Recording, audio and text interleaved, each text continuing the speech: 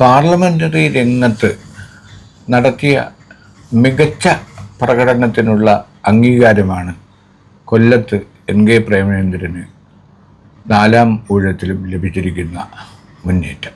രാഷ്ട്രീയത്തിനതീതമായി, പാർട്ടികൾക്കതീതമായി ഒരു വ്യക്തിക്ക് സ്വന്തം മണ്ഡലത്തിൽ വിജയിക്കാനാവുമോ എന്ന ചോദ്യത്തിന് ഉത്തരം കൂടിയാണ് പ്രേമചന്ദ്രൻ്റെ ആവർത്തിച്ചുള്ള വിജയങ്ങൾ.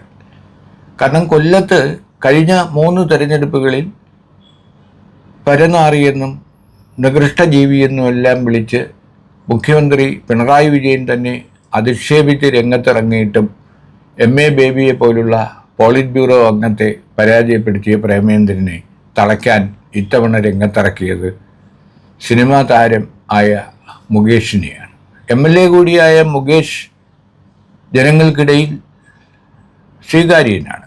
പക്ഷേ ഒരു സിനിമാ താരമായതുകൊണ്ടോ LDFൻ്റെ പിന്തുണയുള്ളതുകൊണ്ടോ ജനകീയനായ നല്ലൊരു പാർലമെൻ്ററിയനെ തോൽപ്പിക്കാനാവില്ല എന്ന് തെളിയിക്കുകയാണ് പ്രേമചന്ദ്രൻ്റെ ആവർത്തിച്ചുള്ള വിജയം.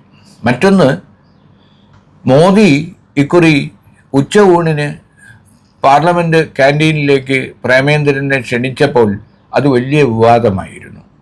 കാരണം മോദിയെപ്പോലെ ഒരു പ്രധാനമന്ത്രി അങ്ങനെ ഇടതുപക്ഷത്ത് നിൽക്കുന്ന ഒരു പാർലമെൻറ്റ് അംഗത്തെ ക്ഷണിച്ചാൽ അത് മറുകണ്ഠത്തേക്ക് ചാടാനുള്ള ഒരു ശ്രമമാണെന്ന് പോലും ആരോപണമുയർന്നു. ഇത്തവണ തെരഞ്ഞെടുപ്പിൻ്റെ ആദ്യഘട്ടങ്ങളിൽ അതായിരുന്നു കൊല്ലത്തെ പ്രചരണം.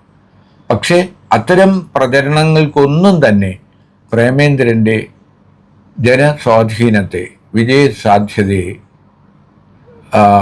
പിന്നോട്ട് വലിക്കാൻ ആയില്ല.